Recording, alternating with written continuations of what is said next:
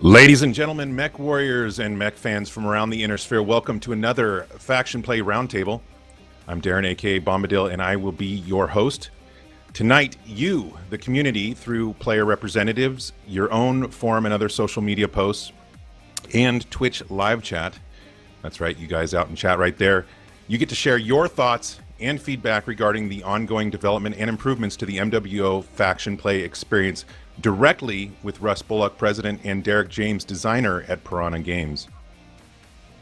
As with the previous Faction Play Roundtable, where almost all of the community requested changes that were brought to the table were implemented in the recent December patch, such as the unified clan versus inner sphere front, the introduction of a new tug-of-war system, the replacement of long tom artillery with a radar jammer, the integration of quick play game modes into Faction Play, new support for special Faction Play events, and more. Russ and Derek will be listening and responding to as many of the suggestions as possible, with tonight's focus on what is being brought forward by the player representatives. This is important. This does not mean that other suggestions or viewpoints are being ignored, as we've been monitoring and taking notes from the MWO forums, Reddit, Twitter messages, and other various formats, and we're currently doing the same right now with Twitch live chat. The design team will then take all of the information gathered into follow-up meetings and discuss them point by point in order of priority as represented by the community in all previously mentioned formats, and determine which items are possible, desirable, and can be implemented in the near future. These changes, including those already released in the December patch, are all part of Faction Play Phase 4.1, signaling the start of a new development phase, and to stress that this is only the beginning of future roundtables, updates, and improvements planned for Faction Play as we renew its focus with your help in 2017. A big thank you to all that have, are, and are going to participate in this ongoing process. And now, let's get started. First, I'd like to say hi to Russ and Derek. Russ, how are you doing tonight? Really good. Thanks for hosting this again, and thanks for everyone who came to participate. Absolutely. So what are your feelings so far, Russ, with the changes that came in December and the ongoing development of Phase 4.1? I think we're probably. I'm struggling with the answer just because, on the one hand, I think it's worked out really, really well, and I think it's probably landed with a lot of success. But there's still some things that we're dealing with. Like we're still, dealing with ongoing clan versus IS type of balance items. In particular, how players shift from one side to the other, and those are very difficult things to balance. So we still have our challenges, but I guess I'm overall I'm really happy because I think what I said last year when we were focused on Faction Play, it says we don't feel like we've gotten to a spot where we can work from. But I think Faction Play 4.1 has put us in a position finally where we can say, okay, we can work from here, we can build from here. So that's very promising, and that's what's exciting about, I guess, moving forward from here, because it doesn't feel like we're now trying to step back out and create a totally new system or something that we can try to build off of. I think we have that core now. We can kind of build from this point. So all in all, I'm really happy about that. A solid foundation to move forward with here in 2017. Awesome. And Derek, how are you? I'm very good, thanks. Welcome back. It was good to have you before and again. Only question for you is, from a designer standpoint, how was the experience of the last Faction Play Roundtable for you, and then implementing those, or at least most of the suggestions over the recent months? Yeah, it's been super helpful just to have kind of a direct line with the players themselves to figure out what's working and what's not. And like Russ said, I think we're pretty happy with the baseline foundation where it is. I've been playing non-stop, day in and day out since the update came out, and I think right now we're in a good spot to kind of keep moving forward from the groundwork we've laid down. Yeah, I mean, I'm feeling the same way. I've been playing a lot. I did, spread my experience out over solo queue, which was kind of the first time really jumping into solo queue for me, and then also doing some group. And I feel pretty much the same thing, that there's a great foundation now that we can build on. And of course, that is the point and the purpose for these ongoing roundtables and updates to Faction Play. Phase 4.1. It's just to make it better and better. So we're going to move on into that.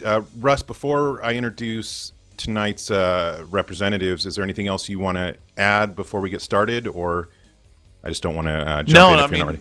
I'm interested to hear what they have to say. I mean, Derek and I do have a little bit of news we can share on. Well, it's not even entirely new. You guys have heard of this feature before, but I know that's going to come up tonight, especially when we talk about Loyalists and things like that. So we've got some stuff to share, but I think this time there's going to be a lot less of us and a lot more of listening to what those that have come here prepared to speak have to say.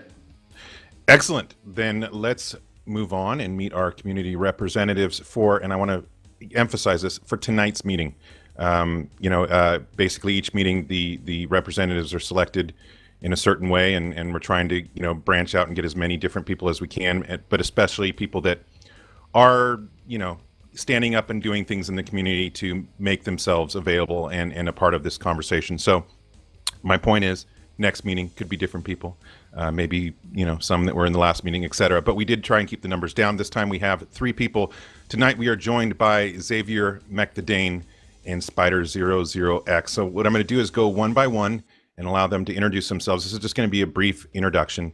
Let us know what unit they're from if they are, and briefly tell us how they represent the community in faction warfare. In other words, clans, Intersphere, Mercs, Loyalists, solo, group drops, etc. And yes, of course, we understand, we do know, we are aware that not every viewpoint or even 90% of them or whatever are represented here. But like I mentioned before, we are monitoring all other formats of communication and taking everything into account. So if you're making forum posts, if you're on Reddit, we are seeing it, we are reading it, we are copying that information down. And we appreciate everybody out there that is participating in helping move this forward. So, Xavier, why don't we go ahead and start with you if you want to give us a brief introduction. Yeah, I'm Xavier from Mercstar. We've played Mercenary basically the entire time that faction warfare really has existed. Kind of bounced around, seen a lot of experiences, Intersphere and Clan. Just kind of going wherever we can get games. Kind of trying to be a filler here and there. Excellent. People are asking about Loyalists in chat. Mech the Dane, you want to tell us about yourself? Yes, I do. I'm Mech the Dane. I am a Loyalist with the Free Razzlehog Republic. I lead the competitive unit, the Eisengrim, but I also manage and run and own the FRR TeamSpeak Hub and the Karita TeamSpeak Hub, and I'm basically the leader of the Free Razzlehog Republic.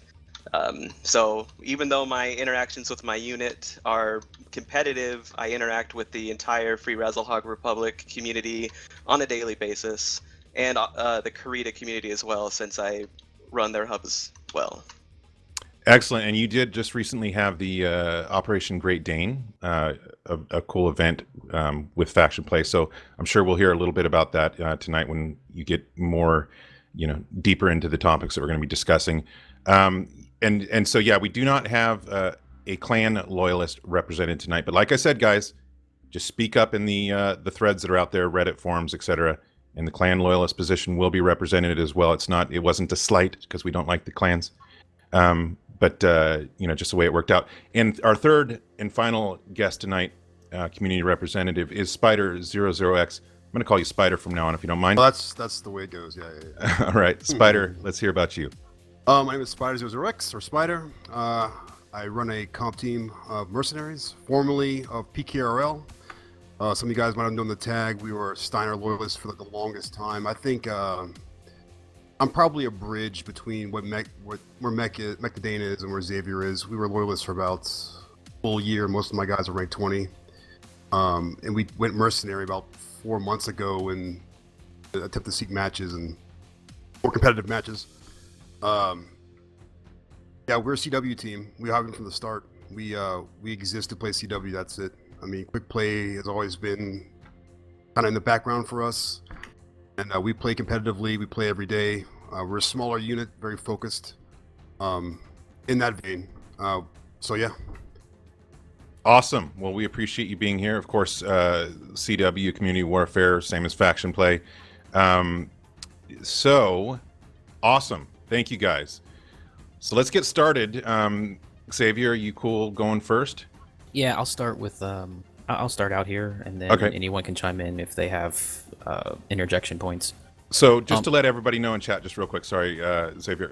What we're going to do is, Xavier, well, basically there was a pre-roundtable meeting on Tuesday night, this last Tuesday, where, some of these, well, everybody that is here now was there, as well as other people in the community. Yes, I understand that it wasn't, not everybody was represented there. Again, everything I said previously still counts.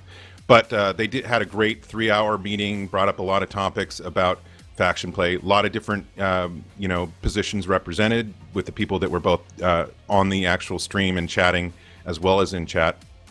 And so while it doesn't represent everybody, I think it's a good chunk of representation, and it will be good to hear what they have to say. So what we're going to do is Xavier's going to go ahead and kind of go point by point with a few of the most important things that came out of that discussion. There will be back and forth discussion with Russ and Derek, as well as the other panelists. And then once we've basically discussed everything Xavier brought up, we'll move on to Mech the Dane and Spider and keep going. And then we'll just see how long that goes and what we'll do at the tail end of tonight's meeting. So without further ado, Xavier, let's hear it. All right, so when we had our pre-meeting on Tuesday, it was really our goal to come down to like the top 3 to 5 ideas based upon where faction play is at right now that were the most actionable, biggest bang for the buck things that could be spoken about at this meeting.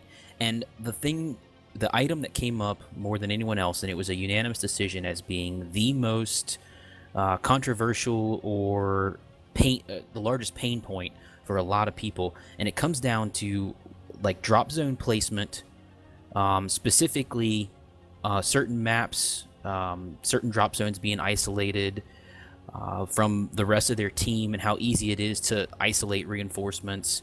The most notable example we go back to would be like Tourmaline Desert. There's spawn points in Echo 3, Delta 5, Echo 7, Echo 8. The Echo 3 spawn point on the ridge is very isolated, and based upon where these spawn points are, you only end up fighting on about really 20% of the map because of how close the spawn points are. And it was the community's opinion that what we were really kind of thinking the fix for drop zone selection is not just move the drop zones, but actually allow some sort of drop zone selection feature, so that much the similar way you select your mech to next drop in, after you would make a mech selection, you would actually then pick a drop zone to land at, which will actually add a couple things. One, it'll add protection from spawn camping, because you can spawn on an opposite side of the map from where a current power position is being held by the opposing team. You can perform flanking reinforcement maneuvers, another depth of play to the game. As well as the fact of it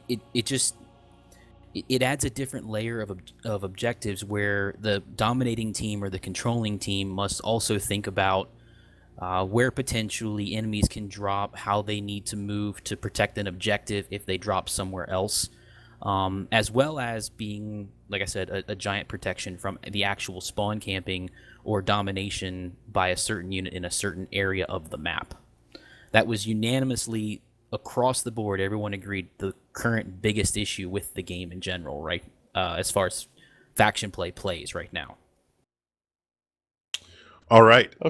Russ, you got any? Yeah, I mean, okay, so this is we're gonna have to talk this out together just to make sure that we really understand what the ask is. And I won't be perfect at identifying all the trip ups or technical problems with implementing a feature like this, but between Derek and I think we can come pretty close. So first off, it'd be a couple questions to make sure I understand exactly how you guys would prefer it to behave. So first off, of course, as far as spawn points, excuse me, I mean, just shifting them, of course, is a minor fix, but it's something that is very difficult for us to get, I guess, perfect without all the player feedback and such right off the gate. So, we could easily, on the forums, of course, set up a top-down map type of, I don't know, I wouldn't call it a voting system, whatever, but some type of system that Tina could work out where we could tweak all the, dropship spawn points and easily make those a part of a future patch. Now, going to the next step, selectable drop points. This is something, of course, that we've thought about. I mean, even before the original version of Community Warfare launched, we were, thinking or wondering about this. So it's something we've thought about a lot. But right now, so just let's ask some questions to make sure I understand what you guys want. Right now, the way the system works is the Alpha, Bravo, and Charlie dropships have specific spots. And if you're part of Alpha Lance, you're always going to go in the Alpha dropship to the Alpha drop zone. So I guess the first question would be, how would you see the selecting of the drop point being done? Is it preset drop points, multiple preset drop points where the Alpha dropship, for example, could go, and you would tell which one of those preset places to go? That is one level. Another level entirely is selecting anywhere for the Alpha dropship to go. And then another level, even on top of that, is saying, I know I'm in Charlie Lance, but I'd like to drop over here where the Alpha... So there's a lot of questions there. Why don't you run me through how you think it would work? Because there's some aspects of this that's not so bad, we could think about do that. And then there's other ways you might come up with that's like, wow, that's really hard. That gets really complicated. And, how do we figure that out if you want to drop there and that's where the Charlie dropship goes and things like that. So tell me what you guys would ideally like to see. Okay, so I'll take it real quick. So the conversation we had, we're not really looking to be able to drop anywhere on the map, so to speak. So being able to pick a specific spot on the map. The community was okay with being able to select from preset drop zones. So let's say you die, you go to the mech select screen, you select your mech, and then you're presented with a little mini map that gives you 3 choices for the 3 defined drop zones, Alpha, Bravo, and Charlie. You would get to pick from one of those, and it would be really up to your drop commander, whoever's leading you, telling you which drop zone to go to based upon group tactics, strategy, how he wanted to use you. If you were getting spawned, it could be protective. So that's kind of how we were thinking about it working. Basically picking from one of the 3 preset areas that was dispersed across the map. So first off, I mean, Alpha, Bravo, and Charlie drop points. The way the system works currently is, as you know, at a certain tick down. Sorry, once in a while I'll drop my mic so I can cough. I'm still carrying a cough.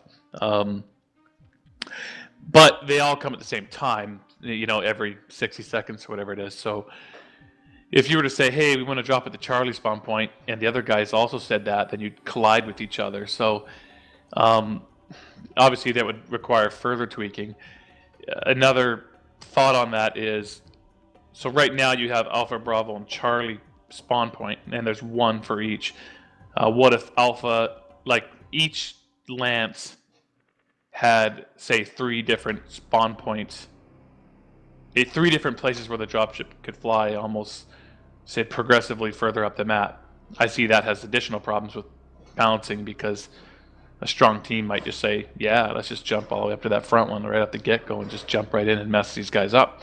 So anyhow, but I think my comment to your comment was, I don't know, we'd have to change, obviously, the way the dropships come in, because if more than one dropship selected this, the same spawn point, they'd try to fly in and smash into each other as it currently stands. So I could understand that, and then I'll let Spider chime in here real quick. So just to be clear, the spawn points would not actually be an initial selection.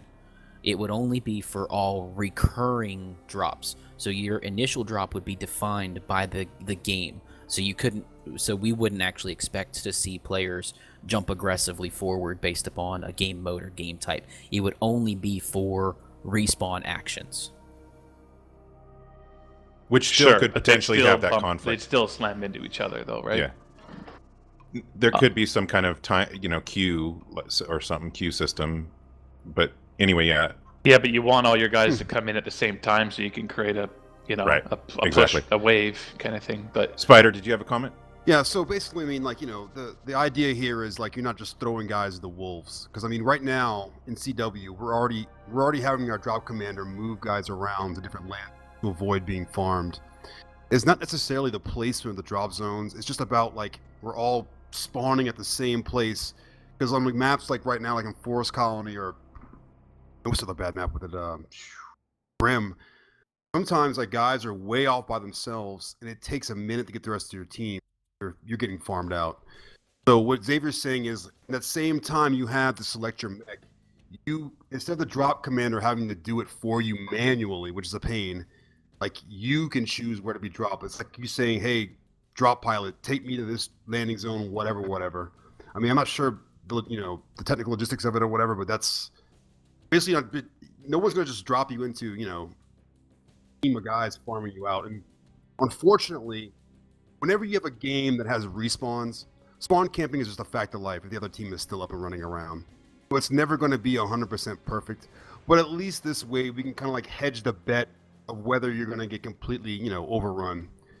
One team starts running to one place, we can just spawn away from that mob of guys and have equal footing in terms of re-engagement.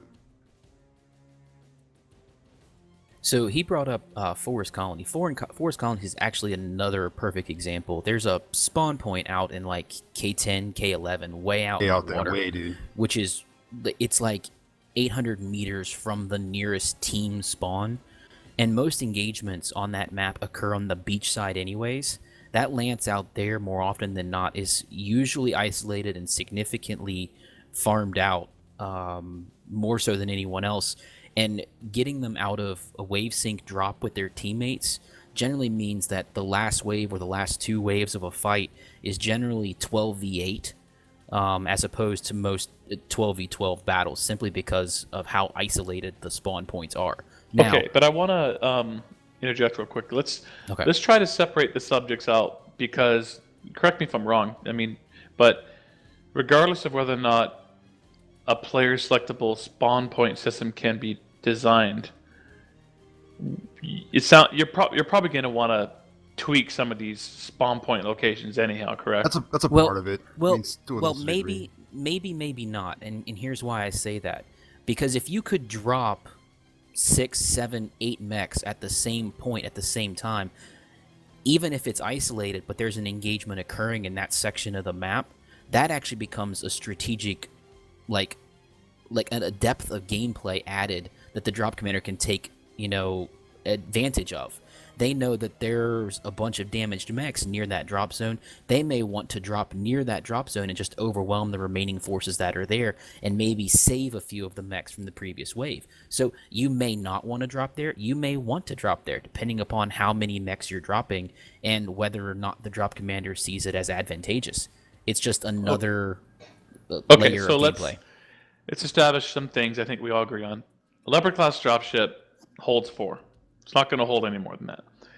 The way the spawn points, which can be adjusted, but our attempt at minimizing spawn camping with the wall structures is designed for like basically one dropship rather to drop all of its mechs off. So if you were to try to drop 6 mechs off over there, or 8 mechs off over there, you'd have to have 2 drop ships flying to the same point. So the only way I could see that working is we'd have to create multiple, basically 3 flight paths to each Alpha, Beta, or Bravo and Charlie. And essentially, if there happens to be 2 drop ships going to the same spot, then one would take, maybe the default one or whatever would take the one that drops into the wall protection, and then another one would have to fly over and like right next to it, drop its mechs off or something. I don't know that we could spread out the protected wall area enough to let all 3 dropships drop their mechs off inside of the protected walls, but maybe they could be just on either side of the walled structures and dropped off their mechs. But you'd have to have 3 flight paths to each of the drop points. And so if you said, hey, we're going, because right now it's synced, so if you had 7 people dead clock clicked 0, and all 7 of them said, we want to go there, but that represents 7 people and all 3 lances, then all 3 of the drop ships is going to have to fly to that one particular spot and kind of go, they'd have to all have their own flight path so they don't, smash each other. I mean, that seems, I don't know the technical workload involved. I mean, I can guess, obviously, having the 3 different flight paths, some logic to choose if there's multiple going the same. It's all sounds doable. I'm not the engineer that's going to have to code it, but that's one way. I mean, that's the only way I can kind of see off the top of my head that something like that would work. I mean, can you guys see another scenario? So, real quick, if you were to allow drop zone selection, I understand what you're saying about the walls and the flight paths. If you were to allow drop zone selection to where people could pick the drop zones that they're going to, you wouldn't have to worry as much about actually having the walls to protect against the farming. Right. Because the only time they would go to an area where they would be farmed out is if they chose to go there. They could avoid being farmed altogether by going to a different part of the map. So the walls become irrelevant at that point in time. I mean, again, But would we want to lose the walls necessarily? I mean, I think we have to think about non-pro unit type people as well, right? Kind of like a 12 mishmash of solo queue type people on either side. I mean, I don't know, but you wouldn't want to necessarily just like lose the walls altogether, would you? Well, so I've actually I've done a lot of solo drops by myself. I don't always drop in 12 mans. I actually like the challenge sometimes of dropping as a solo. I'd say 80% of the time, at least one person in the solo group tries to organize and get people going. So solos aren't as lone wolf as maybe a lot of people think they are. And if, in that map where it actually gives you the drop zone selection, if it was an actually active map that showed like radar readings from teammates showing that there are mechs in a certain area, I think players would naturally avoid being dropped immediately into a conflict on their own. I think that's a natural preservation tendency. All right, I'm going to let Spider say something, and then Derek, if you have any comments, I'd love to hear your point of view on this after Spider speaks. All right, Spider, go. I'm not going to take long. So basically, the walls can help you and they can hurt you, because a lot of what we do now is we just hide. We, as the people doing the spawn camping, hide on the side of the wall, wait for the drops to pass, and then we push in. So there's give and take from the walls. And again, going back to what I said earlier, we're already moving guys around with the drop command right now, manually moving them around. So there's that component, and there's what Xavier is alluding to, which is having the tactical ability, another layer of tactics or whatever, game to have more control about where you deploy on the map. Let's say you want to deploy a bunch of light mechs in this drop zone to run over here. As far as flight paths of ships, that's something I didn't really even think about, but if it's possible to do, I think it would really, really help level it a little bit in terms of getting farmed out, because when you're a new player, you first start playing the game, you will be farmed. It's just, you get the hang of the game. It's just a way of life. We were all farmed when we first started playing, but at least this way, have a fighting chance to a degree to evade just being killed out of the dropship. We used to get streaked out of the dropship. Like I would die in the dropship, and that happens. It's like I would show up, I would be killed out of the dropship by a mad dog. It's like frustrating, and I feel bad for those players who don't know how to avoid that, or have a drop commander who's adept enough to move people around. It's just something to think about. Okay, Understood. So I want a couple comments. Is Darren, sorry, do you want to jump in? No, I was just going to let Derek go, but go for it. You first. Oh, Derek, are you trying to get in here, bud? No, you can go ahead first. Okay. Yeah, so, as far as the walls are concerned, whatever, right? It's certainly easy to pull them out if we decide they're not needed, so I'm not going to get hung up on that topic too much. Then as far as, you said, I think it was Xavier said some things at the very end that kind of triggered me as far as, there's a lot more to this. So, it's one thing if at the drop selection screen where you select your mech, you simply say you choose between, you just click either Alpha, Beta, or Charlie drop point or something like that. Then that would kind of, you just have to have all the flight paths and logic, and so there's one thing. But if you want to, it sounds like you are also desiring that on that screen, you would have essentially battle grid access. and looking at the map of the battle grid to decide which one you want to drop to. So maybe maybe how you select Alpha, Beta, or Charlie is from a more of a battle grid type map view. So we don't have that in that area, so it's more technical hurdles or work to try to get that up. I don't think I'd want to give the dropship kind of UAV capabilities so you know exactly where they are. I mean, that to me sounds more like a balance concern. But if you have living people on the battlefield, then obviously they see people, that shows up in the battle grid, and that helps you decide where you want to drop. So, the feature just gets bigger when we talk. It's all probably feasible, but that would add just another level of complexity to it to have actual battle grid map types of views before you select where you want to go. But tell me if I said that incorrectly or assumed something incorrectly, but that would be, it's kind of doubles the size of the feature, but it's all feasible. I would like to, Xavier, if you have anything to add, that's fine, but I would like to kind of move on from this topic, but I do want to give Derek a chance to speak on it before we do move on. But Xavier, is there anything else as far as this specific one?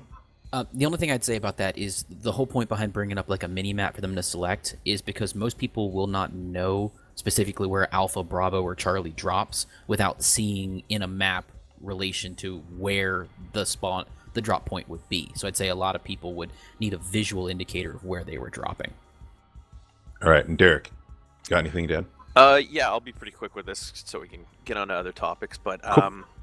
I mean, yeah, I definitely like the idea of a battle grid style select your drop point. I mean, as Russ said, there's some practical limitations with it, especially with the flight paths. I mean, it's always a little bit of a challenge when it's kind of asynchronous after the first wave, because you're going to have people respawning at different times. So, I mean, just thinking about it from a practical standpoint, we might look into doing something like a queue almost. The first 4 go in and you have the dropships coming in at a regular basis.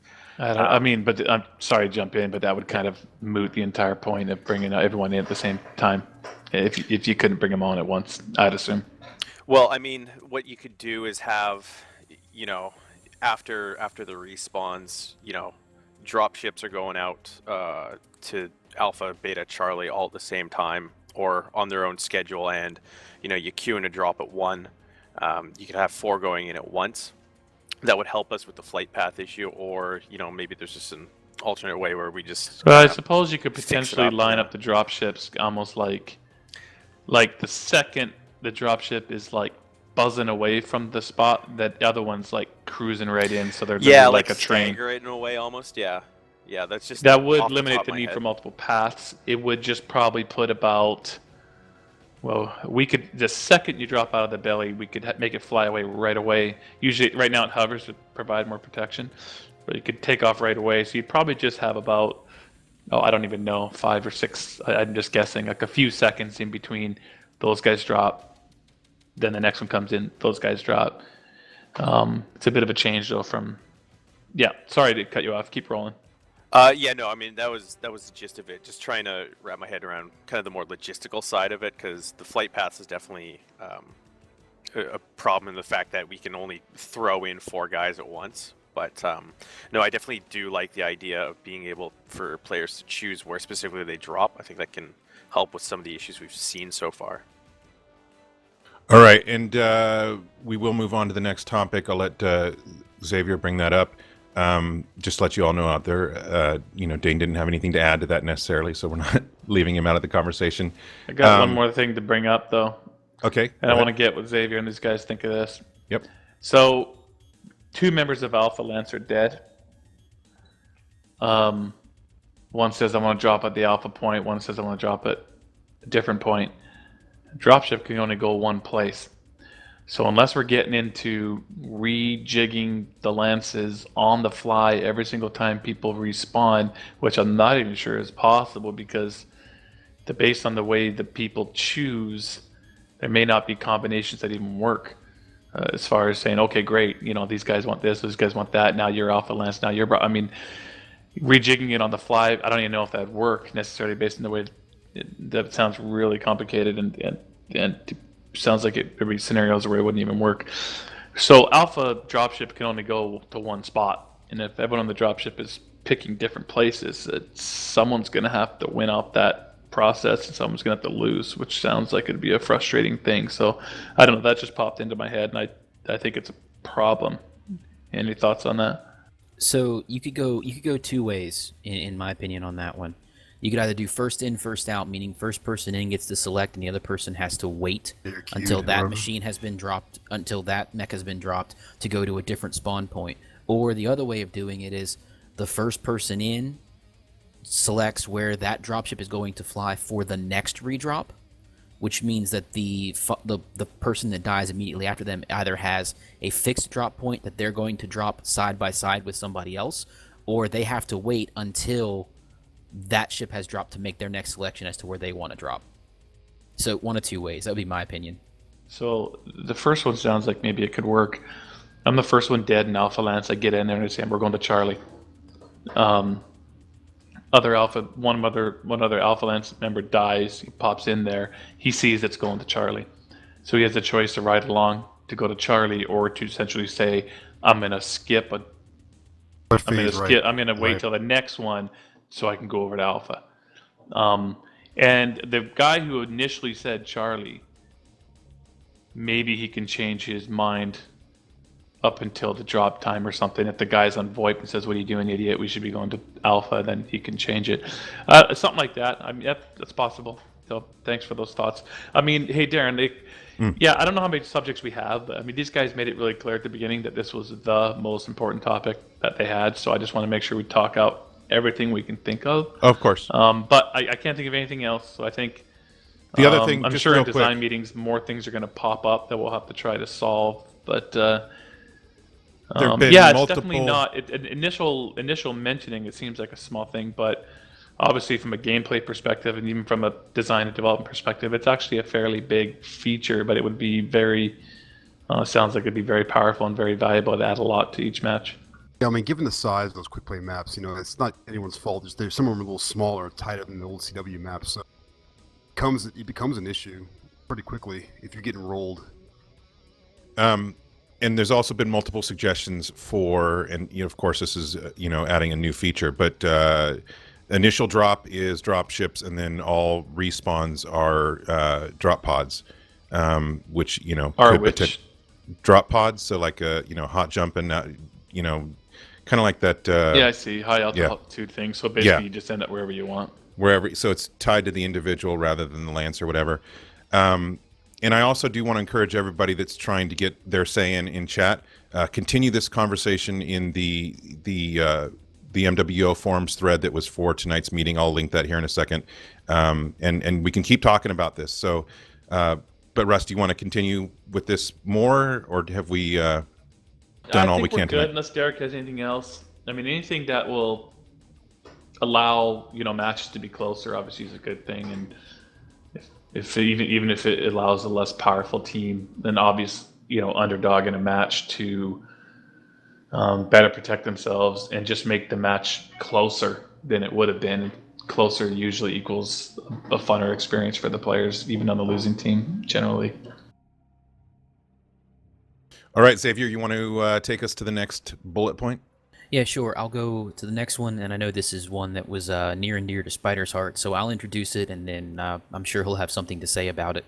Cool. So with the new push-pull queue, which is an awesome implementation, by the way, of an actual feel of how a war or fight is actually progressing, and the addition of the quick play game modes, which I've had more fun playing Conquest in faction play than I ever had playing it in just the quick play, simply because of redrops and the depth of play added there. The situation occurs where battles can sometimes get bogged down inside of a certain cycle. In our progressive war scenario, where you may be playing domination for upwards of 2 to 3 hours potentially, because no one can move in or out of a specific segment of the push-pull queue. It came up in conversation that there's certain players that prefer to play a specific mode over another specific mode, and if you were playing this out as like kind of how a real war would progress, not every front of a war will be advancing at the same rate that another one is. So to add kind of almost like player power to the match, we were talking about much the same way how you have game type and map voting in quick play, having some sort of similar feature in faction play as well, because certain units may want to play the invasion mode, certain units may want to play the conquest mode. So a voting system that allowed them to pick the game type first, because we realized that the invasion maps are not quick play maps, so it couldn't all be in one screen. But pick a game type and then allow a map selection type vote immediately after that, followed by a 1 minute ability to select one of your drop decks so that it does actually fit the map, would be a very powerful feature. And then I'll hand it over to Spider and let him throw his 2 cents in. Well, that's in a nutshell. It's pretty much what it is. I mean, like, I'm trying not to make this like quick play versus community warfare back and forth. You know, my guys and I, guys like KCOM, we lived for that. I mean, even guys in Evil, we lived for that invasion mode, man. You know, we trained and played and played and played. And when the quick play maps were introduced, we were kind of like on the fence about it. We didn't know, because we were honestly, some of us aren't good at the quick play. We just never took it seriously or whatever, because that was our thing in faction warfare. But you know, I've played probably through 4 attack phases over the last week, and I haven't had one invasion mode in probably 2 weeks. I mean, that's because the tug of war seems to stick around a certain point, whether it's player population, people, mercenaries switching sides or whatever. But like, I feel like invasion just does not, those maps just aren't getting utilized properly. So we talked about it at length with some folks at the pre-meeting, and it's just, I don't want to make it seem more akin to how quick play is, but like the ability to choose, like somebody comes to you with like a combat dossier, is like, these are the missions available to you. We have conquest, we have an assault, and there's an invasion. Which do you choose? And then it'd be a weighted vote about, okay, we want to play invasion, and then the map would hopefully be chosen randomly to keep people from just like stacking the deck with like range nonsense or whatever their drop deck, to support it. You play it out, because it give you a chance to like, because right now it just does not come up enough, and we miss those game modes. I mean, I'm not saying it has to be go back a back step and hit those same notes like over and over and over again with the gun, the Omega, but it just has to come up more, and I feel like it's not. On the late night Oceanic phase, or sometimes in the Euro phase towards the end, you'll see the bar get pushed way to the end really fast, and you can kind of jump in there and slide in for some. And I live for those matches, but as it stands right now, I've probably played about 50 plus hours of MechWarrior Online. I haven't hit those maps one time. So we're just trying to spitball a way to make that happen. It could be Xavier's way or our way or whatever. Yeah. Thanks for that. Yeah. I mean, I'll share that. I haven't been happy either, because we debated this a lot before we went live on exactly how we do this and how we do the game modes, and we didn't like the thought of just random, because you know how random works. One guy's going to be tweeting me that he only ever sees one map in one game mode, another, so it's just never going to be, someone's going to just feel like you might still feel like you never get to play invasion, like ever, because it's just random, and it's just, you're getting screwed. And then the other thoughts we had, we had lots of different thoughts about, certain times of the battle window being certain game modes, but I've never liked that idea either. For anything that we've done, we've contemplated it before for these these battle windows and having them shift and stuff. But what ends up happening, of course, is you end up essentially, chasing, the moon calendar, where once a month the stars align that in your play window that you have, you get the stuff you want, because you might have to work and you don't get to play till later, then you always miss a particular game mode or whatever. So that doesn't really work. We thought we had the best that we could come up with, which was kind of moving through shifts of okay, you land, you're doing skirmish, okay, you're doing this, you're doing that, and then you're getting to invasion. In the beginning, it was working okay, when things were much more imbalanced between the clan and IS, because everyone played those modes, but clans were winning so much that within 2 hours it was invasion, and it stayed invasion for 6 hours straight. So of course we got a lot of negative feedback about that, because the maybe more core people were like saying, geez, by the time I logged in, when I got home, it was just invasion. And what I keep hearing, there's these new modes in there, but I've never seen them. So that was a challenge. And now the problem is, though, since I guess the IS clan balance is better now between the units and the players, and we're getting a lot of stalemates, which is good in one way, because it's not just like roll through the map, but now it, like you say, it might just hang out in, like, I don't know, the second one or something, like all day or whatever, and never makes it to invasion, so that's not good. So I'm open to solutions. Voting sounds interesting. I've always been not a big fan of allowing mech selection after you know the map, because I think it leads to more meta builds, more focused meta builds, with the lack of need to maybe have a varied mech amount of mechs in your mech bay, or loadouts on your mechs and your drop decks, and not really knowing for sure what's coming up is good in that way. But that's something that we don't necessarily have to debate right now. That's what we're talking about, is how to do the map game modes in faction play. So getting back to the ideas, it sounded like one was vote on the vote on the game mode, then the map. Is that what you said, Xavier? The map is random, but the game mode is voted on. So you and can't, those meta builds, I don't want those either, right? But at least it is a wild card in there where you don't know. You can't stack the deck. You wanted the game mode, well, here it is, and hopefully you have the right mechs in there. I know it's balancing is always going to be an issue, but that's the check and balance we came up with that work. Everyone agreed with. Well, so I'm going to make this. Sorry, Xavier, you quickly just rehash your excuse me vote process, and Spider, I just make sure I hear them both again. Okay, so this was one of the actual fix we weren't sold on. This was just more of we were trying to present like options to your avenue to figure out what worked the best. One of them was, like Spider said, was to vote on the mission to play, and then the map would be random.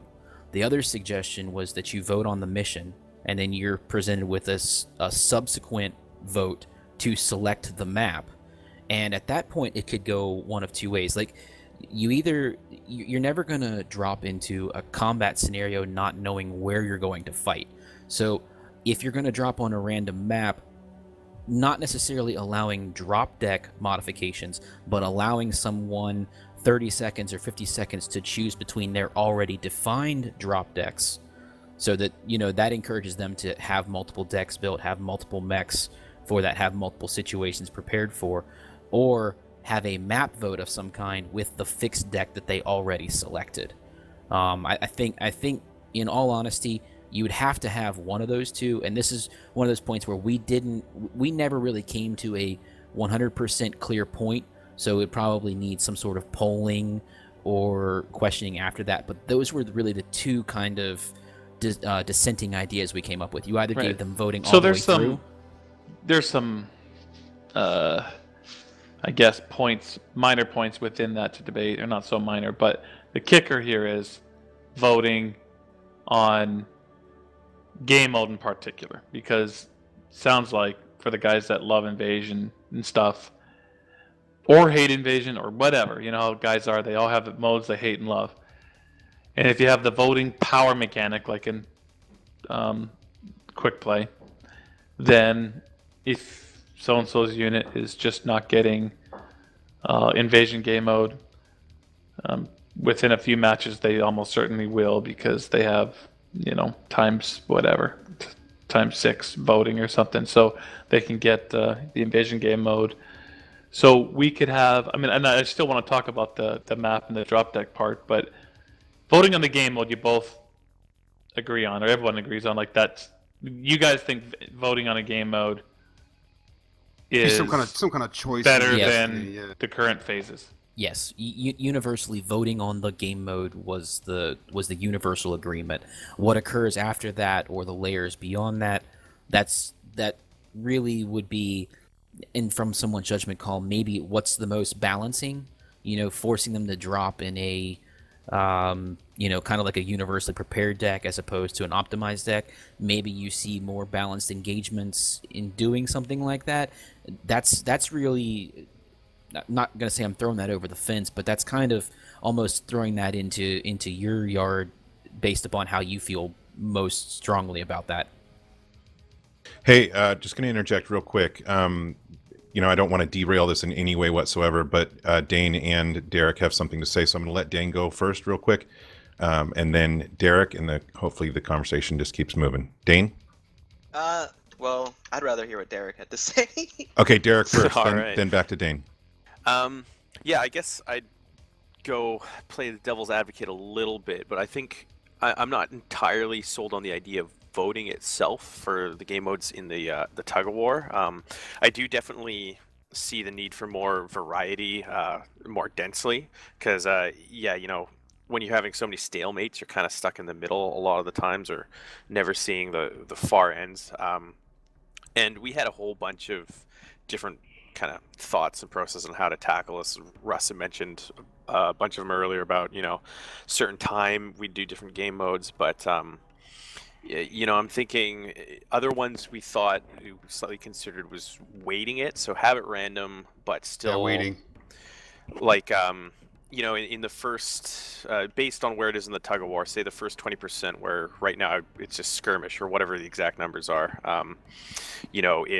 say there's an 80% chance of a match to be skirmish, and then 5 for conquest, 5 for assault, etc. And so we can kind of control that, and it fits the idea. It still keeps with the theme of, you have an invasion happening, and so the first kind of touchdown, there's always going to be, the loose fighting, but you can still get a little more chance of that game mode variety as well.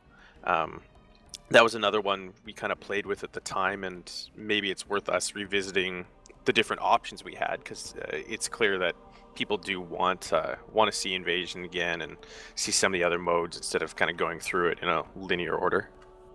All right, Dane, and before you start, I just want to remind everybody in chat that although we are focusing on these three guys and the topics that they brought tonight, so in tonight's meeting, this is what we're focusing on.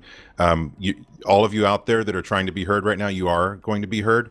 Like I said, we're taking down notes of what you're saying in chat. Also participate in the forum. I'll link it after I stop talking. Continue the discussion. What you're saying does matter. Your vote does count. So let us know. Dane, what do you have to say?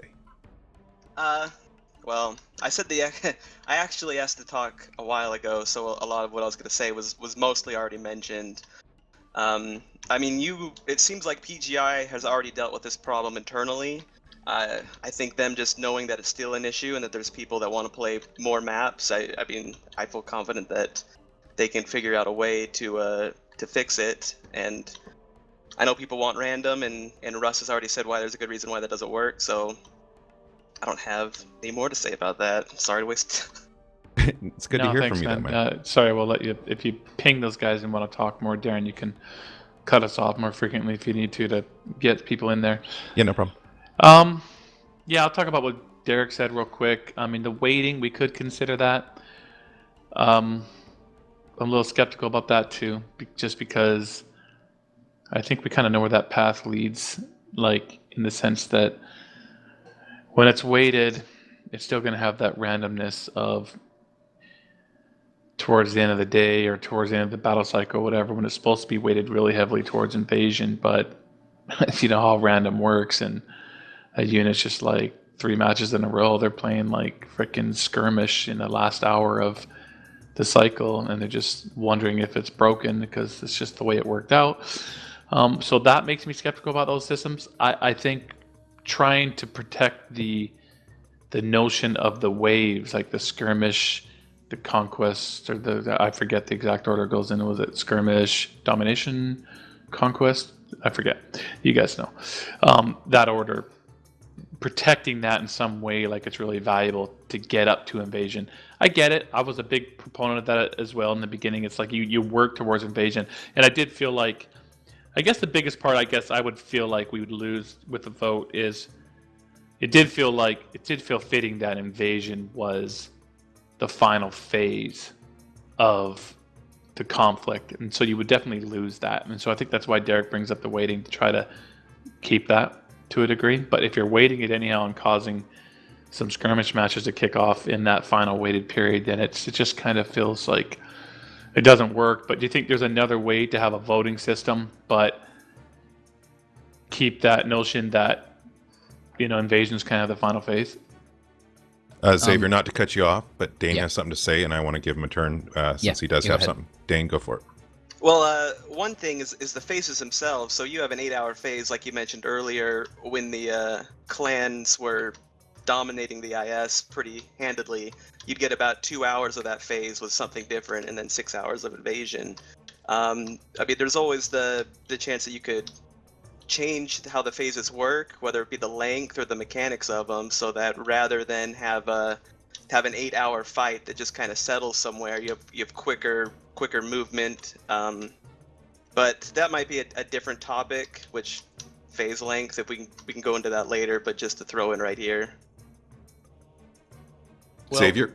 Or So- Yeah, Russ, go do you ahead, want to respond? Xavier. Actually, I have one other comment. Then that Okay. might, Xavier, you can consider that too for your comments. Okay, so this was a different idea we were thinking about, and I hear what you're saying about preserving the phases. So what if the phase that you're in dictated the options that you were afforded to vote on? That rather than just 3 random game types, if you're in the first phase, you're afforded the ability to choose between skirmish and the game type on either side of wherever your current wherever your current slot is. So if you're in skirmish, the ones on either side of it would either be skirmish because it's the one in the middle, or conquest. So the 2 votes afforded to you would be conquest and skirmish. Once you moved into conquest, you would then have the ability to choose between skirmish, conquest, or domination. That kind of preserves the options that are afforded to you across the battle window, and then that means you only have to get to assault then if you want to play the invasion game type, and that gives you 3 window coverage on either side of it, and that's how the voting selection is made. Yeah, I had a similar thought just before you said that. Basically, just manipulating what you can vote on based on where you are. There is one other advantage of a voting system in the fact that, like right now, the reason we have so many, I guess, stalemates is we want players to get all the way to the invasion cycle, and then the way we've got it set is you have to win, I believe, just even 1 invasion cycle to hit that threshold. And so the threshold's hard to hit because it has to be contained within invasion. But if the battle, the phases aren't present, like it's just all a vote screen, then you can set the threshold basically anywhere. We could move that threshold up some, and to have more successful flipping per each way, rather than having to keep it way down at the end of that line.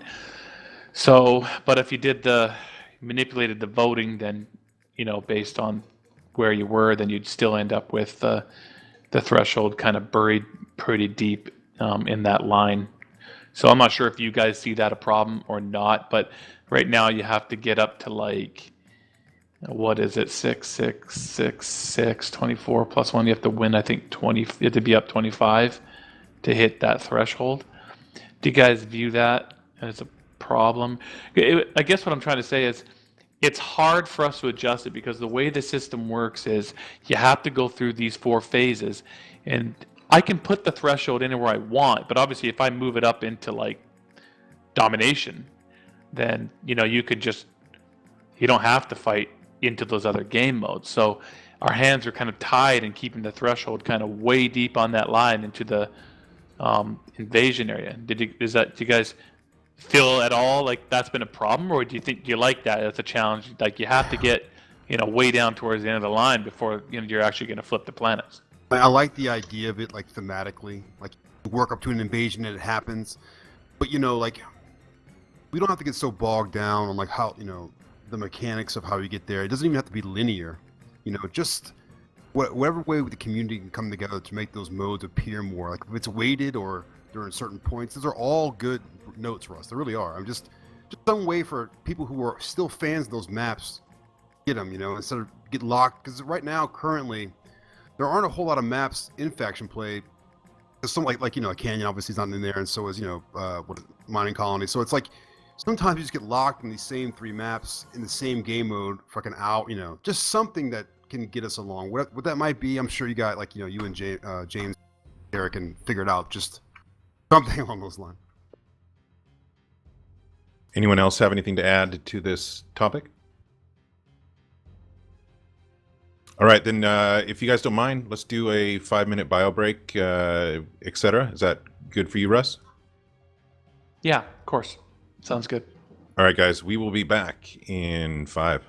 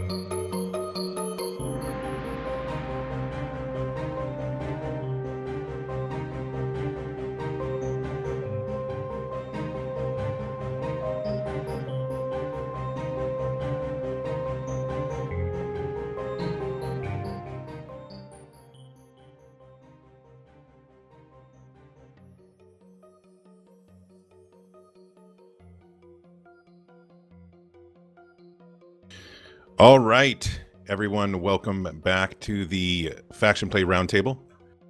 I'm Bombadil, and I'm your host tonight.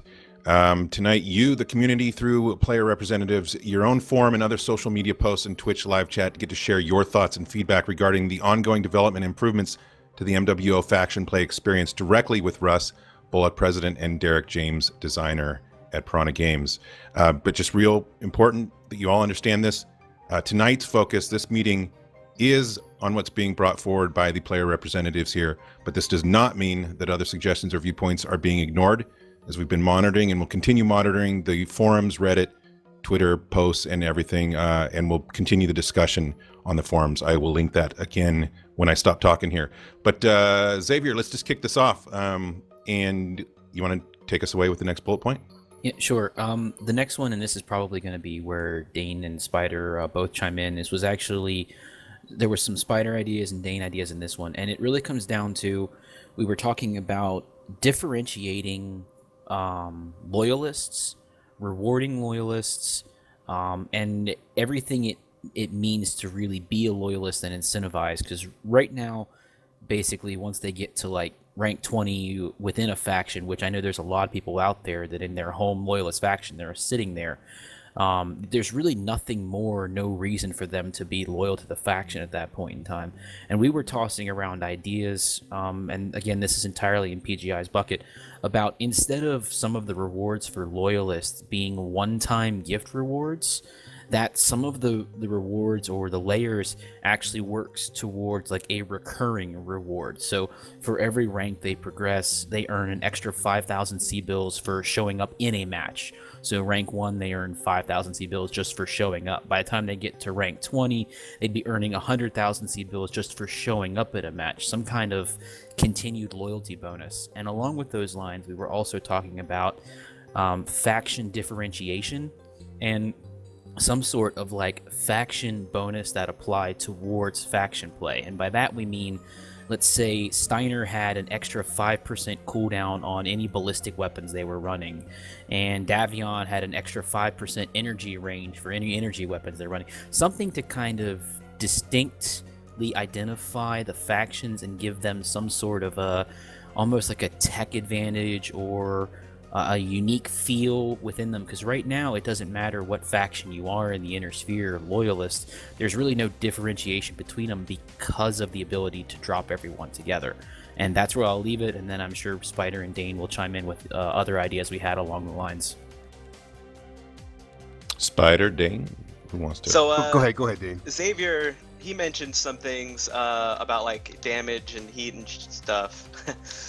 Almost swore, I don't know if I'm allowed to do that, but I think we had discussions on the forums, and I feel like that's probably a dangerous place to go with balance.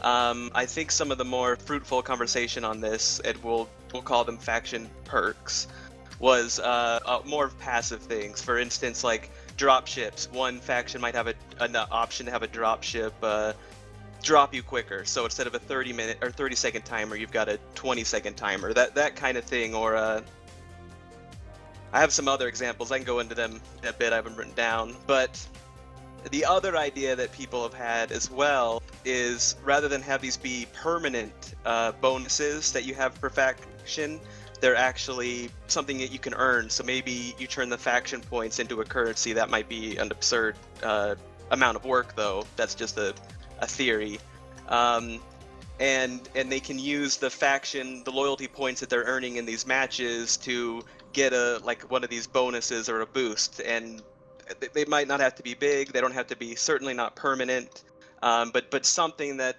encourages them to play and makes them feel good about playing.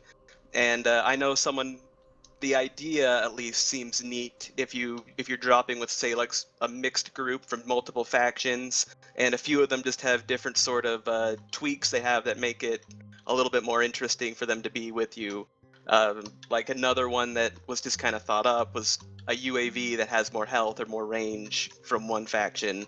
So it's exciting when you have a Kurita with the UAV that's a little bit better than anyone else. But there is a lot of concern about there being a balance issue there, and don't want to break the game, and we don't want to give you something that you're gonna just say, well, that's gonna break the game. But people are just looking for a way to kind of make it more exciting to be a faction loyalist. And I know you guys already have some ideas on that, so I think I'll drop it there, and we'll see what others have to say. Cool. Spider, you want to say something before Russ or Derek do? Yeah. So a lot of the stuff we talked about previously was kind of like things that need to be done. There's certain things I think on a stretch goal down the road as we flesh out the game that'll get done.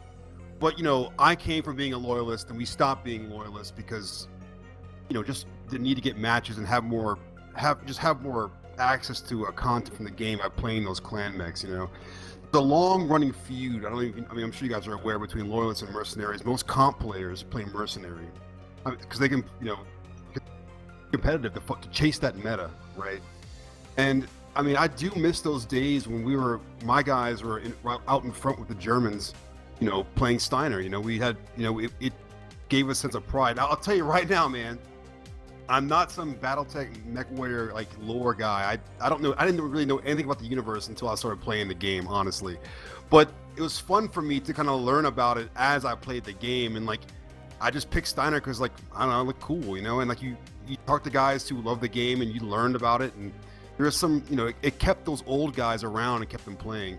So I thought for a long time, what are the things you could do to help bolster loyalists? Because right now, man, loyalists should really drive the game. Mercenaries should be like a splinter of that, but it's really the other way around. Those guys have stuck it out for a long time, and it's just be nice just beyond I know you guys have mentioned special happening, invasion stuff for just them, but I think to piggyback on what Dane was saying, what I really wanted to talk to you guys about was just really fleshing that out. The bonuses or the perks or whatever don't have to be weapon based. They could be I don't know, 5 tons on a drop deck for Steiner, whatever. Maybe every faction has their own trial mech they can bring. Maybe while you're in a faction, you have access to those factions' paint jobs and on loan, on loan. So something where it's oh, here comes a bunch of Steiners over a hill, or a bunch of Caridans over a hill, or a Clan Wolf over a hill, and it gives it some gravitas, some meaning to be in that, in there. There's a lot of guys came up to me before this even started and was like, "Hey, Spider, I'm ranked 20. What do I do with these points? Can you just bring up? We want new, just something to grind, something to work towards, other than just faction hopping." So if I can get anything worked on from me as Spider, that would be my big takeaway, besides the technical fixes for the game. All right, on to Russ or Derek. Either of you have a response? Yeah, that's a lot to digest, and I understand. Try to touch on each thing. Recurring rewards. There's something to think about. I know that people have hit 20. Some people a long time ago, and they've got those loyalty points. A lot of this you might just have to leave with us to try and chew on, because we know it's something we need to work on, and we are working on something. I'll get to that in a minute. Spending the loyalty points some other way. There's a lot of technical problems with that, with essentially turning it into a currency, which is a lot of work. But I like those thoughts. You guys, I think you guys are rightfully seeing.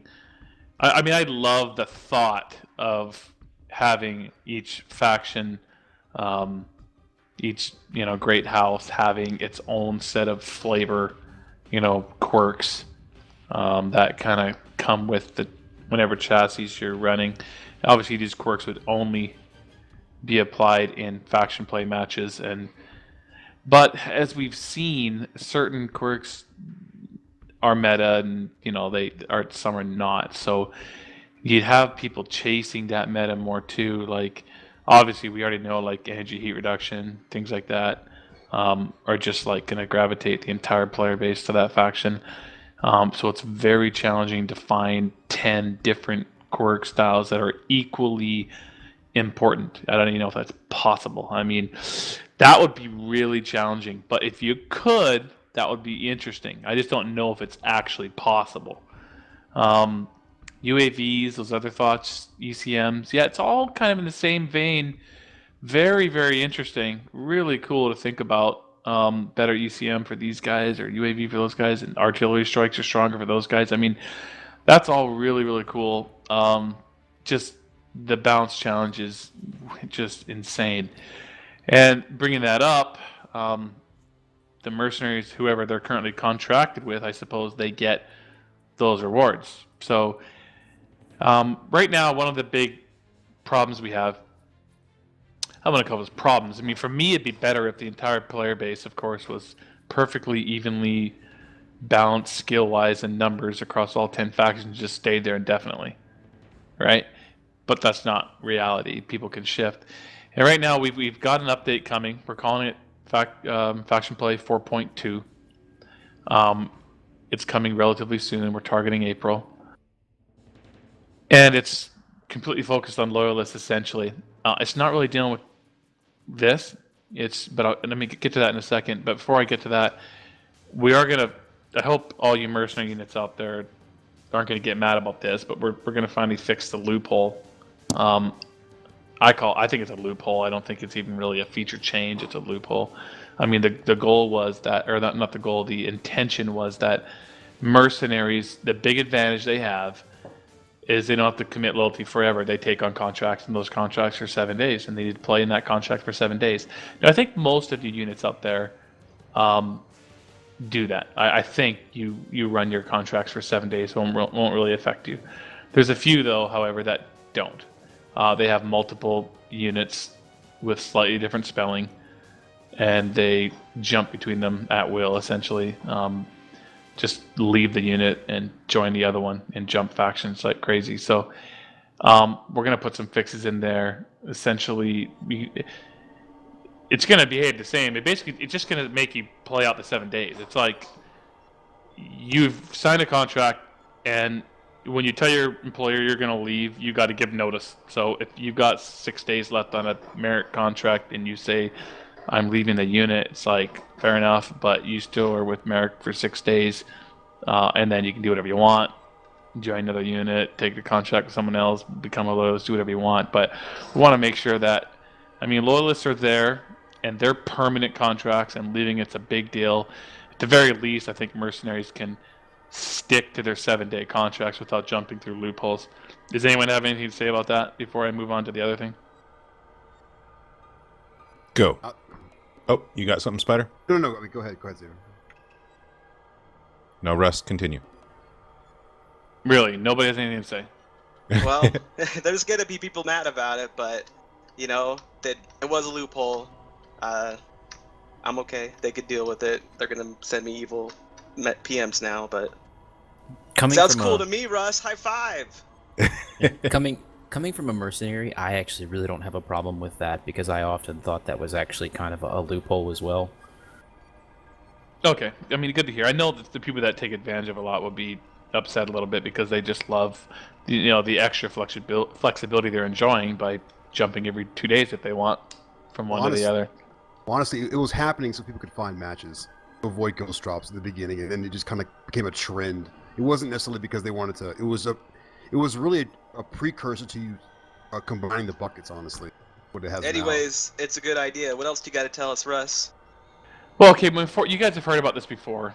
We need to come up with a better name for it. It doesn't really matter. It's a 4.2 update, but it's a special events window. It's basically a loyalist event window. So there's a new system. You can call it a loyalist event. You guys have heard about this. Because we made the whole conflict clan versus IS, we wanted to not lose that kind of canon lore notion of like Davian and Lau are fighting along their border, or Merrick and these guys, or even between two clans potentially. And so essentially what this update will add is we'll add this new special events window, and we can control that. So, and we'll try to have them running constantly. And it does pull people away from the main bucket, which is probably the only concern I have with it. And to see how that works, I think it'll be okay because we're just talking about 2 of the 10 factions that will be distracted fighting along their border. But that's the one wild card that I'm worried about. But what it'll be. So as an example, we can say, okay, and it'll all be represented kind of like what you guys are used to on the website, but it'll be all represented in the client. So it'll be a faction play event for, let's just say we set it for Friday, Saturday, Sunday for the weekend, and it's between Davian and Lao, and it'll have one planet per side, kind of like a 2-planet tug of war thing, and it'll have sort of a set amount of time, and there's a nice new reward system built into this screen. So this is for Loyalists only, by the way. Lao Loyalist, Davian Loyalist. That's the way it's designed currently, and I mean that's what we're designing it to be. And it'll be this reward screen has victor rewards, and then loser rewards, essentially, or defeat rewards, and it's just built with a lot of flexibility. So we don't have to necessarily set rewards for the defeated side if we don't want to, but we can. And then there's the victor side. So basically it'll say like, okay, if your faction wins, you get this. So it could be mech bay, or it could be a mech, it could be anything we want it to be. As long as you hit kind of this minimum participation requirements and your faction wins, you get this item. But then that's kind of the entire faction reward. And then under that, there'll be a bunch of personal tiers, kind of like on the website events. So we could have as many tiers we want and say, okay, if you do this, that, and the other, then you get this. If you then next tier you do this, and then we could move up. You could have 3, 4, 5 different tiers of just personal rewards you're earning, plus the big faction reward should your faction be the one that wins. It's built with a lot of flexibility. And, it's kind of a precursor. You could see this system expanding into kind of more global capabilities of running 2-kid style events and things between all factions. But we're focused initially on getting out 4.2 with the ability to essentially be 2 factions, like 1 per side, 2 planets, set on a time. Here's all the rewards, Loyalist event, go, and we can just run these things constantly. Really just need to monitor the buckets, but we're always going to have at least 8 factions. If we take away 2 IS factions out of the 6, there's some things to think about still on this, but I think that's really the only real concern I have is on the bucket sense, because obviously that's working really well right now in faction play. I don't want to screw that up, but I think from a Loyalist perspective, this will be for you and rewards that you can receive because you're a Loyalist and you've made that commitment to be a Loyalist. So Derek, if you want to add anything to that, or we can get their feedback first, or what? Yeah, you pretty much summed it up. It's kind of special events for the Loyalists to partake in, and I think right now, as we have it planned, it's a pretty robust reward system. So a lot of flexibility on our end to give players rewards based on kind of how your side does, how well you do yourself solo. I think we're all generally looking forward to it, and I think this is going to kind of keep that sense of, identity as far as being a Loyalist. So we're still keeping an eye out for the Loyalists, and it's not forgotten in the whole clan versus IS unified front. So you say this is going to run constantly, like there's always going to be one of these events going on? Well, we don't know. That's Okay. We can run them as often or as infrequently as we want. So I suppose right now we don't know, but we could. Oh, well, I think scarcity might be better just with the queue times and the amount of people playing, and then just get them a chance to get pumped for it, get prepared, and then that day they run it. But that would just be my initial feedback. We have a whole weekend, like all weekend we're running. Well, yeah, it's a safer way to approach it. I imagine what we'll do is once it's finished, we'll have our first one. It'll be a test one. It'll be like, okay, let's have this Laudavian thing for maybe it's just all Friday and just all of Saturday or something like that, and just see how it goes and everything. But yeah, it has full flexibility. We're just gonna fill out a few things on our side and submit it, and the client's just gonna be like, pop, special event, starts here, ends here, here's all the rewards, stuff like that. Do you guys think you have the players in the Oceanic time zone for this to work in their time zone, or are there too few then? I don't really know for sure. that's a difficult time zone to predict how that's going to behave. I think there's enough there if they're all collectively doing the same thing. But if you got a lot of them in that time zone playing quick play, a lot of them focusing on comp stuff, some jumping into faction play, and then some interested in doing this, then you could have problems, for sure. So. All right. Do we want to continue this? Does anybody else have anything to interject as far as these events? And for those of you out there, if I do see some opinions, on either side, be sure to go to that thread, make your position known. I'll chime in just real quick on Sure. What Russ was talking about. I don't think you're going to have any problems so long as the two factions that are participating are both Innersphere factions.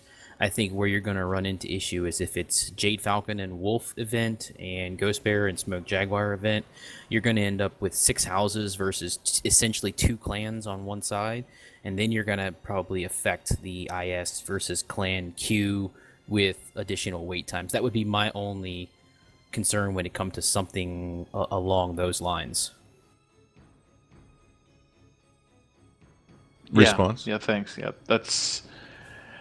Yeah, that's my only concern is on the buckets. Davey and Lau, it's an interesting lore type thought, but like Lau doesn't have a lot of population, and this would be for loyalists. So I mean, I have mixed feelings on how much heads up we want to give for these events for obvious reasons. Like if we say, hey, 2 weeks from now there's going to be this special event, then a whole whack of people, a lot of mercs, and everyone, bail from their current, I guess, contracts or whatever, and so they can participate. And I understand the desire to participate, but it, of course, could throw off the main conflict or just, it creates a bunch of new balance concerns because everyone's faction hopping to be able to participate. So that's always a concern. There's a few things still to think about with this, and when we have them and which factions.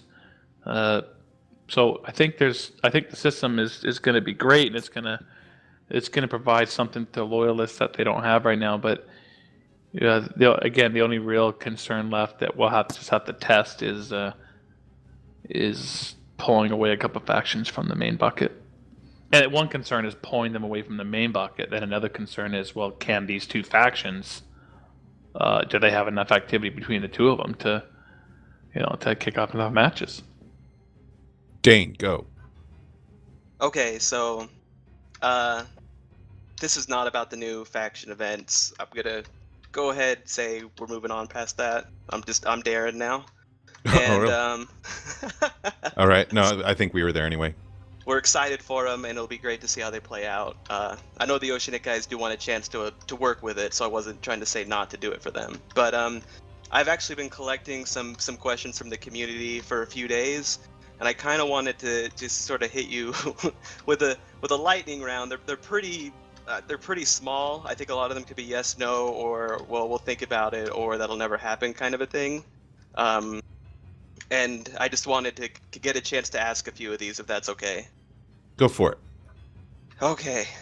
So, first, someone wanted me to ask you guys, a long time ago, there was discussion about there being PGI ran, let's say, units like Wolf Dragoons, and there was going to be an interaction with those units, and you could get tags and stuff like that. They just wanted to know if that was still a thing that's on a plan somewhere, or if you've kind of moved past it.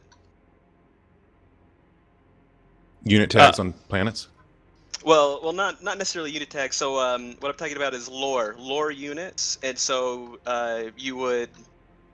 I mean, this was a long time ago when they talked about it. There was. You remember, Russ?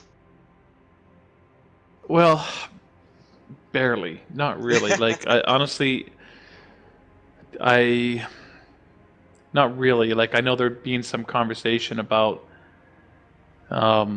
maybe not letting anyone run those particular unit names because it was unfair for certain people to claim them and stuff. But as far as like, running into like Wolf's Dragoons or something like that, I mean, maybe that was some early like dreaming, but that would essentially means there's some sort of like, in what way would you run into them or Well, it was going to interact be with them? there was going to be non-player driven units, so it would be I think if I can remember, this was not my question. The first iteration, or when it was brought up, was the idea that a person who achieved a certain level of faction rep with every single faction would then be able to join the non-player unit of the Wolves Dragoons and wear their tag, or something along those lines.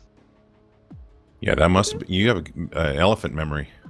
Well, I think there's some like that's a little bit of elephant memory and a little bit of like just kind of also like player dreaming conjectured as well, thinking something like I don't think we'd ever presented that as an idea in particular as far as max out all these and then you get to be like Wolf's Dragoons. No, I'm sorry, I don't really have. I guess like, obviously the answer is No, that's not fine. thinking about that at all. That just means no. Yeah, we're focused on that's how do we good. get our players playing with each other in the best way and rewarding loyalists and stuff. So they just wanted to bring that up, so it's fine if that's not a thing anymore. So something else people were wondering if you were curious or if you were aware of is inactive Loyalist players. So right now, Davian has a huge ton of inactive Loyalist players, which alters their contract for Davian, even though a lot of them aren't playing. Meanwhile, a unit like or Liao has very few inactives, but a lot of actives, and so it creates a kind of a broken economy of players between the two factions as far as contracts go. Yeah, the only thing we can really do there is do a contract wipe, and we haven't done it for a while because the last time we did a contract wipe, we had a lot of complaints from unit leaders that, because they had to log back in and accept a new contract. And what happens sometimes is let's say you have a bunch of players that are really active in like a Merrick unit, but their original leader hasn't played in 6 months.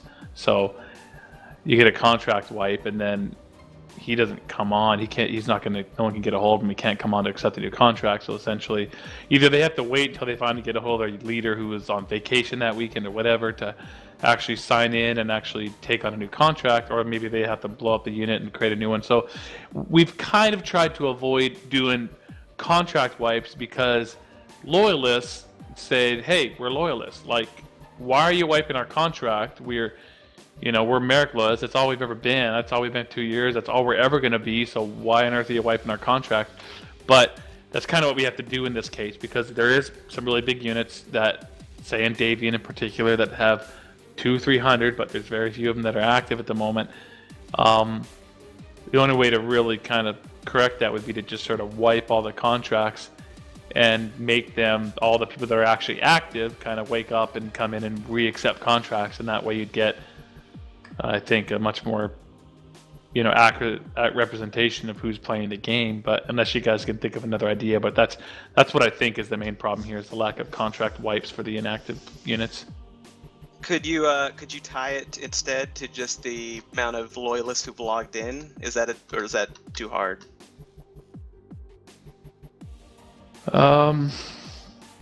It's probably not overly hard. It's just instead of just taking the total player percentages, I guess you're taking an activity poll instead. I guess you could look at it as how many players have logged in over the last, pick a number, 30 days or whatever you guys define activity to be. 30 days is probably good. If not playing in 30 days, they're not playing a lot. And so that way it would probably cut down that overall, say Davian number from what it is. Maybe it's 20% lower than it says it is because of activity. Yeah, it's a good thought. Thanks for the thought. All right, guys, we got like just over 10 minutes left, so I'm going to let Xavier kind of some closing thoughts there, and then Spider, and we'll take it out. So, Xavier, what you got on your mind? Okay, so just one last quick thought. I know we kind of wrapped the topic up, and we were talking about the faction loyalty and the new patch coming out 4.2. But maybe one of the ways you could do some sort of faction loyalty bonus or unique identifier is with the new skill tree coming out in February would be to have a loyalist skill tree potentially, maybe that they could have that uniquely identifies or is different somewhere down in the skill tree chain, like a couple extra bonuses, maybe along those lines of actually like when you talk about balance and stuff like that, just give them faction-specific skill tree initiatives that they could potentially use either faction play points for, loyalty points, or some other regular mech XP or something like that. Just kind of wanted to throw that in there, considering all the changes that are coming with, you know, the February skill tree changes.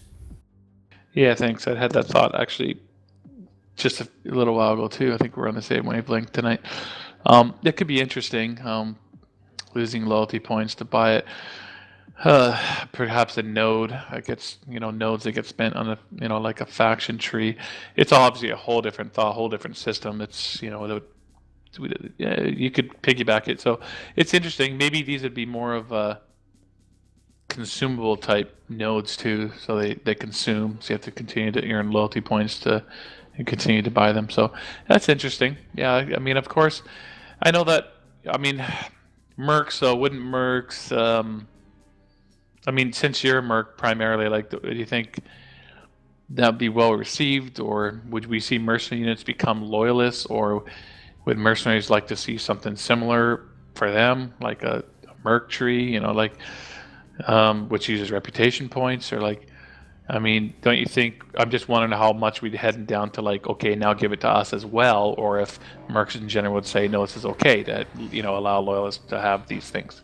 So there was, and I'll close out with this, and this will be my last statement, because this was the one that was, let's say, a little controversial, but everyone seemed to kind of like literally be 50-50 on, is that if you were going to do something like that for loyalists, maybe not necessarily a specific merc skill tree that gave them something along the same lines, but the idea of dropping mixed tech drop decks for mercenaries would be the compromise. Allow them to drop both clan and IS mechs, not mixed weapon techs like clan weapons on IS mechs, but IS mechs with clan mechs in a drop deck as some sort of a uniqueness factor for mercenaries, really kind of dropping anything they find. And that's where I'm going to leave that, because that is literally dropping the mic, because that's going to be a whole other conversation in and of itself. Yeah, I think that loyalist tree then would have to be pretty darn good and to kind of equal that merc ability. But I guess as far as mixed tech goes, there's not a lot to say there other than, as you guys know, we will be announcing in about a month. I guess you can essentially call it a timeline advancement. I mean, we're adding a whole bunch of technology, and we're still finalizing on that, but it'll all be final here in the next month. It could be as far as kind of like a 3068 type timeline. So there's no doubt that we have a lot of thinking to do to figure out, like, what does that mean for faction play? Does that change it at all? Does that open the windows for mixed tech, or Whole roundtable right there. Yeah, it is a whole roundtable right there. It's gonna be a really important subject, and we have till July, I guess, to figure it out. But I still think chances are that it's IS versus clan, but it's just a little different. Like, as you guys know, like, there's kind of more of a settled concept, and maybe that Operation Bulldog involving Smoke Jaguar. So in the end, it might still be clan versus IS, but you just have a lot more technology per side. So, okay, yeah, that is the whole. There's a lot to talk about there. So thanks Slightly. for those thoughts. Yeah. Now, Dane, I know you had a few more things. If we get to it, we get to it after Spider. Otherwise, Dane, I'll get those things directly from you, and we'll get them addressed. Spider, go. All right, real quick, two things while I got you guys here. One, we had a guy mention a better way to contact unit leaders using some kind of UI in the game, like so guys get these guys in units, get them trained, have better access either through messaging, through offline messaging, through the system, leaderboards. That was a suggestion that was pushed around, like, to help get these kids in units to get them trained to be better apt to be survivable in faction warfare. But that can happen. It can happen. That's fine. The last question I have is probably just without lightly touching on any kind of balance, because I don't want to talk about balance, but I just want to know, Russ, what is your opinion on the state of basically just pop-tarting in general and how it applies to faction warfare? And that's all I got to say. Pop-tarting. Like, because I know you had messed with it with PPC. I'm just curious on what your thoughts is and how it affects faction warfare. Yeah, I mean, maybe I'm way out of touch. It's possible, but I don't view pop-tarting as a problem. I haven't viewed it as a problem for quite a long time. Probably, you guys would have to let me. My memory's not good enough. Whenever we, put the changes in, like falling damage on legs, and falling from height and damaging legs, and I'm not. You guys could tell me better which one was more impactful to shutting down pop-tarting. But there was a number of things. There's essentially some reticle shake on jumping. 1, 2, there was leg damage when you fell from too high, and 3, there was the jump jets actually apply some level of heat, and so when you're jumping and shooting, your heat's staying up there a lot more than it was previous. So there was kind of 3 things that all came in at the same time, and pop-tarting slowed way down. You still see it sometimes, that's okay, but I'm not even really sure which of the 3 was the most prominent in removing that. But currently, I don't view it as a problem. If it's starting to rear its head, I guess let me know. But I don't really. It hasn't caught my attention if it is. That's all I wanted to know. I'm just curious. Yeah, I think that the pop-tarting issue. I mean, there's still people that do it, but I think it's subjective as to whether it's a good or bad thing. Plenty of people out there that are totally fine with it, and other people with other opinions, like most topics in the game. Did you have any more, Spider? That's it. That and the delivery system. And before I'd sign off too, Russ, I really do appreciate the fact that you've taken a serious interest in continuing to dynamically address balance. I know for a lot of us, it's tough, and it's with more mechs added, with maps and the spawn locations and speed. Stay diligent with it, man. I think we'll get to a point where it's fair on all sides one day, hopefully. Thank you for your input. Dane, you got a few minutes, so you want to go in order of most important. Okay, sure. It's me again, your favorite. Welcome back, Dane. So, I have a few other things that people wanted me to ask. One was VoIP in the lobby for Community Warfare, just so you can communicate with people who aren't dropping with you quicker. Is that a thing that could ever be implemented? Good question. You'll have to leave that with me, and I'll have to go talk to some people, because it's been a long time since we introduced VoIP, and I'm kind of going off a rusty memory. But I think the way it works currently is, it's a TeamSpeak SDK, I believe, and it doesn't create a connection, until there's a dedicated server created. Because when there's a dedicated server created, it knows who the players are, and everyone's entering the match, and it can do that. So, I mean, of course, you can have it in the front end, but it would be a quite different system. I guess it would have to be, based on members in your group, or some other notion of creating a connection between players. So I'd have to go check with the people and the technical people. I mean, I'm sure it's possible, but I think the way it works now is it waits till you're connecting to a dedicated server, and when you're connecting to a dedicated server, then it creates the channel for the teams. But yeah, I could ask. And cool. Then, okay, I appreciate it. And then the clan loyalists have wanted me to ask this. This is 1.5 questions. One, I know you're probably... They're wondering about faction perks or quirks for their mechs. So if a clan wolf was running a timber wolf, there would be a perk for it. Or just to think about at some point in the future. That you could only get if you were in that mech or in that faction. So faction so you could specific, apply mech that to specific. anything, like Karita running a Jenner or whatever. Right. Yeah.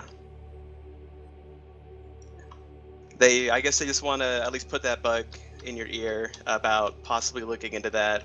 Again, there's a balance issue. I realize that it might not be possible. Similar And, to the other faction quirk issue. Yeah. Yeah. Yeah, it's really And then cool. I love the thought. We just have to be done really carefully, and you may have to only apply in faction play, because quick play, it'd be fun. Yeah, there's a lot to think about there. I mean, it's really cool though. I agree. And with the new rollout, how that's gonna play out, maybe that just something to think about. I don't know. They wanted me to bring that up, and then the one other thing they wanted to ask was dealing with factions and mercenaries. Could there be a different drop deck weight for the faction loyalists than the mercenaries? So if maybe the faction loyalists get a higher drop deck weight, maybe not significantly, maybe just a little bit to make them feel a little bit better about themselves. Or on the similar topic, the clan loyalists were wondering if they go lower in tonnage, could they get a C-bill bonus representing them bidding down? And that's it. That's all I got left. Well, I think the second idea has a lot more potential because that's interesting, and if a unit's really good, then they could bid down. So that one I think is interesting and has more of a chance than the first one. The problem with the first one, of course, is we know how our competitive players are, and some of the better units they're just going to go loyalists. So they can get all the extra tonnage. And so right now, I think the way you bring up that question is because most of our top units are mercs, as you said, as we've all discussed, and so they are there for the extra flexibility, etc. But if you do that, it's really cool for like the first 7 days, and then when all the mercenaries become loyalists, so they can get the extra 20 tons and roll people. So I think we need to have, obviously, what you're trying to do there is give a tonnage advantage to the opponent that needs it, so to speak. So it probably speaks more to trying to create some kind of a system where tonnage is adjusted a little more on the fly based on the power of the team. But that's a very complex thing to do because you have a mixed match of like just pugs, and you're trying to take all their PSR ratings and everything and generate how much tonnage they have on the fly, and then getting them to try to update their drop decks. But you don't do that until you have a team put together, so there's no time in those 1 minute or whatever to like take advantage of like fluctuating tonnage. So it's very difficult, if not impossible, to do. The second one though is interesting. It's like, I don't know if that's just a clan thing, but obviously it'd be better if it was. I get it. Is so like really high powered clan units could kind of bid themselves down, and that would create much more competitive matches potentially. So I think that second one's an interesting concept. I'm not even thinking about the technical aspect of it right now, but that one has more promise from a balanced perspective. All right. I think we covered it as far as the people that we're representing here tonight. Again, everybody, I want to let you know, if you have a point of view that you feel is not being represented, or just anything to say, any feedback whatsoever, please post it in the thread that I've been posting all night, as well as Pale Bear's been helping there. And I will post it again after I'm done speaking here. Continue the conversation. It is all being monitored. It is all being reviewed, and it will be discussed. So be your own representative. Huge thank you to all of you out there in chat. We've had almost 500 the whole night. We appreciate you being here on your Friday night. And speaking of that, big thank you to Mech the Dane, Xavier, Spider, and of course Russ and Derek for taking their time out on a Friday night. And I know Russ is still recovering from being sick, so thank you for everybody's participation, and of course Phil running the stream, and Zoof and Katra both helping out with moderation and so forth. It's been a great meeting again. I'm very encouraged, as I was last time, that we're going to move forward and see some really positive change, and make faction play super fun again. And so, Russ, anything you want to end with? Yeah, I want to thank Derek for sticking around with me tonight and providing his input. He had some great things to say, but also he's here to make sure that all this is notes are taken, nothing's missed, all your thoughts and comments, and so we can discuss them. And he's really going to be taking point on the faction play design docs and stuff. So thanks for sticking around, Derek. And big thanks to the Dane, Xavier, Spider X, you guys for coming with all your ideas. Everyone else out there listening, thanks for playing. Appreciate your support. And we're just working as hard as we can to get out these patches and improve the game incrementally, month by month. And nothing's changing for the foreseeable future. We're still committed. So thanks to everybody for playing. Yeah, and also good point. BWS2K. Do check out the new community page that just went up recently. I know Tina put a lot of work into that and effort, and help update it, keep us informed of the community pages that are out there. And this is a community game. It's much more fun with friends, so that's a good place to start.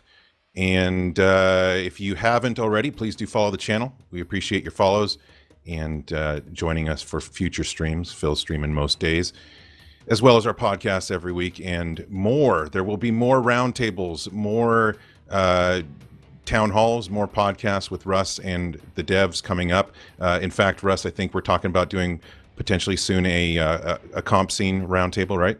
Yeah, let's definitely tease that. I want to do that sometime real soon. Absolutely. We've got a really great feature in the works for that. I'd like to have that and talk about it. It'd be awesome. Yeah. So we'll be doing that. We love the engagement and this form of communication. It's been a lot of fun again. So happy Friday, everybody, and have a great weekend. We'll see you next time. Love you, Dane.